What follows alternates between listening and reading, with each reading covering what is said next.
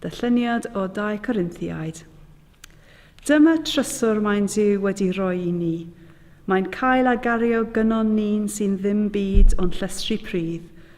Ffaith sy'n dangos mai o Dduw, mae grym anhygoel yn dod, dim ohonon ni.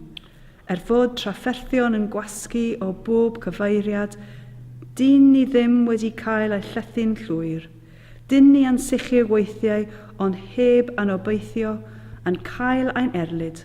Ond dydy Dduw ddim wedi'n gadael ni, yn ein cael ein taro i lawr, ond yn cael ein codi yn ôl ar ei traed bob tro.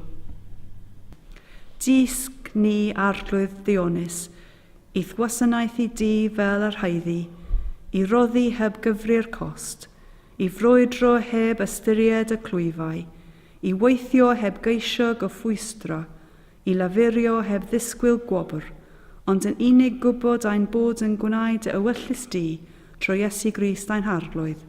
Amen.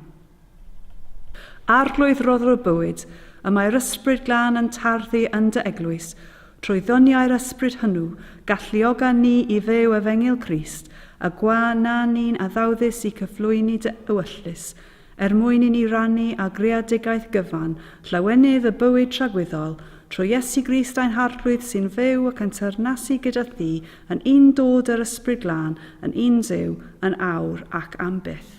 Amen. O Dduw ein tad, yr wyt ti'n ein harwain ni ar hyd llwybrau cyfarwydd ac angyfarwydd.